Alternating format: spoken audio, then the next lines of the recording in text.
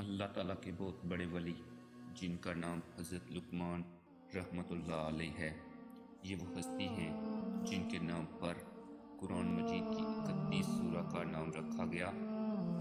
حضرت لقمان رحمۃ اللہ علیہ نے اپنے بیٹے کو نصیحت کرتے ہوئے فرمایا، کسی انسان کی موت پر خوش نہ ہونا، مصیبت زدہ شخص سے مذاق نہ کرنا اور اچھائی کو کبھی مت روکنا۔ میرے پیارے فرزند، میرے پیارے بیٹے، جس دن سے تم شکم مادر سے باہر آئے ہو، آہستہ آہستہ تم اس دنیا سے دور ہو رہے ہو اور آخرت کے قریب پہنچ رہے ہو۔ اس لیے تمہیں چاہیے پیش آنے والی چیز کی تیاری کرو۔ تقویٰ کو تجارت قرار دو گے تو نفع حاصل کرو گے۔ جب تم سے غلطی سرزد ہو جائے تو فوراً صدقہ دو، تمہاری غلطی کا ازالہ ہو سکے گا۔ پیارے بیٹے، احمق شخص کے لیے نصیحت کا سننا اتنا مشکل ہے جتنا بوڑھے شخص کے لیے پہاڑ کی چڑھائی۔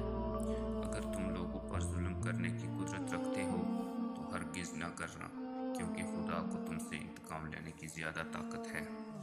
میرے فرزند، جو تم نہیں جانتے اسے اہل علم سے سیکھنے میں مت شرماؤ، اور جو تم جانتے ہو اس کی لوگوں کو تعلیم دو۔